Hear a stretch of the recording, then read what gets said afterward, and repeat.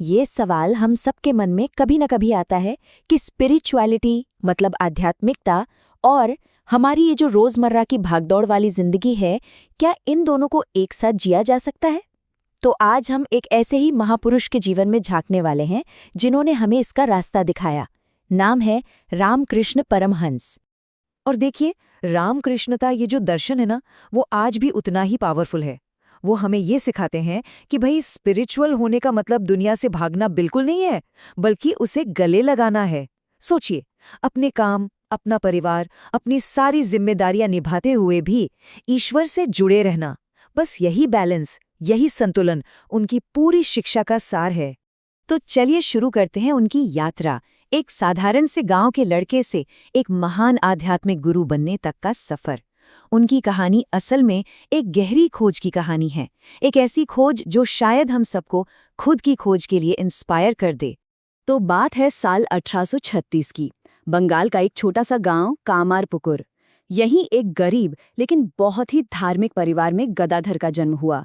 बचपन गरीबी में तो बीता, पर ईश्वर में उनकी आस्था वो अटूट थी, और यही आस्था, यही विश्वास उन्हें खींचकर कोलकाता ले आया ज्ञान की तलाश में। और यहीं से, कोलकाता से ही, उनकी आध्यात्मिक यात्रा ने एक बिल्कुल नया और कह सकते हैं एक डिसाइसिव मोड़ लिया। कोलकाता पहुंचकर उन्होंने एक ऐसा फैसला लिया जो रेवोल्यूशनरी था। उन्होंने देखा और समझा कि ये जो दुनियावी ज्ञान है, ये बाहर से कितना भी अच्छा लगे, अंदर से खोखला है।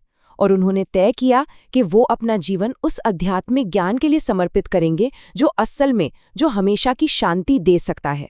सच पूछे तो यही वो टर्निंग पॉइंट था उनकी जिंदगी का, जिसने सब कुछ बदल के रख दिया। अब यहाँ से उनके जीवन का सबसे गहरा, सबसे इंटेंस चैप्टर शुरू होता है। एक ऐसा दौर जहाँ उनकी भक्ति की मानो अग्नि परीक्षा हुई और उनकी साधना बिल्कुल नई ऊंचाइयों पर पहुंच गई। जगह थी दक्षिणेश्वर का मशहूर काली मंदिर। वहां वो सिर्फ एक पुजारी नहीं थे, बिल्कुल नहीं। वो एक ऐसे भक्त थे जो दिन रात बस साधना में डूबे रहते थे। उनकी भक्ति इतनी इंटेंस, इतनी सच्ची थी कि जो भी उन्हें देखता था बस मंत्रमुग्ध हो जाता था। रामकृष्ण का ईश्वर के साथ जो रिश्ता था ना, वो बहुत ही यूनिक था, असाधारण था। वो डिवाइन पावर को माँ के रूप में पूजते थे, बिल्कुल एक छोटे बच्चे की तरह जो अपनी माँ से मिलने के लिए तड़पता है, रोता है।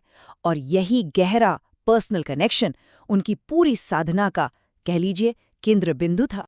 उनके इस यात्रा में एक और बड़ा मोड़ तब आया जब उनकी मुलाकात हुई महान संत तोताराम जी से, जो उनके गुरु बने। उन्हीं के गाइडेंस में रामकृष्ण अपनी स्पिरिचुअल जर्नी के शिखर पर पहुंचे। उन्होंने दिव्य दर्शन किए और अपनी इंद्रियों पर, अपने सेंसेस पर पूरा कंट्रोल हासिल कर लिया।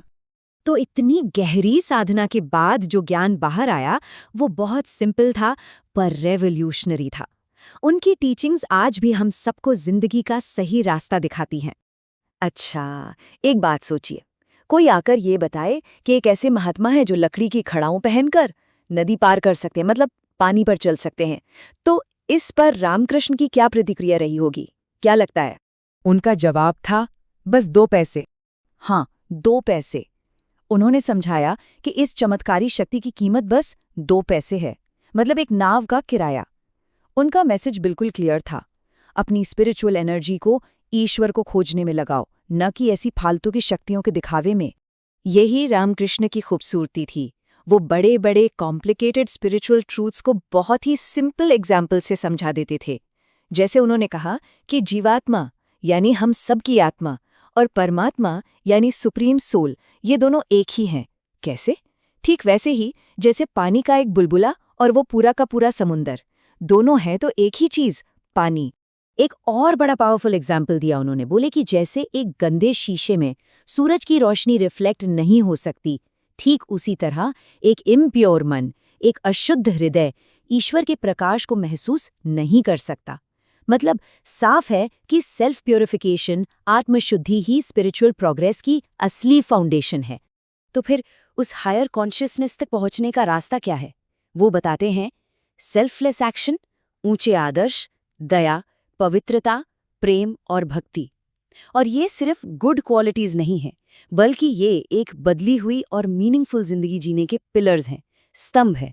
साल 1886 में रामकृष्ण ने अपना शरीर त्याग दिया, लेकिन उनका असर, उनका इन्फ्लुएंस आज भी उतना ही जिंदा है जितना उनके समय में था। उनकी जो शिक्षाएं हैं वो समय की हर परीक्षा में खरी उतरी हैं। उनकी ये जो लेगेसी थी वो एक पीढ़ी से दूसरी पीढ़ी तक कैसे पहुंची? देखिए, उन्होंने अपने जीते जी ही यंग डिसाइपल्स का एक ग्रुप तैयार किया था और उन्हीं में से एक उनके सबसे प्रिय शिष्य स्वामी विवेकानंद। उन्होंने रामकृष्ण मिशन की स्थापना की और अपने गुरु के संदेश को दुनिया के कोने-कोने तक पहुंचा दिया। और आज भी कोलकाता में जो बेलूर मठ है, जिसे उनके अनुयायियों ने स्थापित किया था, वो उनकी शिक्षाओं का एक जीता जागता प्रतीक है। दुनिया भर से जो लोग सच की तलाश में हैं, उनके लिए ये इंस्पिरेशन और गाइडेंस का एक बहुत बड़ा सेंटर बना हुआ है। यहाँ तक कि महात्मा गांधी जैसे विजनरी ने भी रामकृष्ण के जीवन को क्या कहा? उन्होंने कहा कि ये धर्म का एक प्रैक्टिकल डेमोन्स्ट्रेशन है। उन्होंने ये भी कहा कि रामकृष्ण का जीवन हमें ईश्वर के होने का एक मजबूत यकीन दिलाता है। अब इससे बड़ा एंडोर्समेंट क्या हो सकता है? तो आखिर में सवाल हम सबके सामने यहीं आकर खड़ा होता है। आज की ये जो फास्ट पेस्ड दुनिया है, ये जो भागदौड़ है, क्या इसमें रामकृष्ण का वो बैलेंस वाला रास्ता मुमकिन है? क्या हम सच में अपनी अंदर की शांति और बाहर की जिम्मेदारियों के बीच एक तालमेल बिठा सकते हैं? ये एक ऐसा सवाल है जिस पर शायद हम सभी को सोचना चाहिए।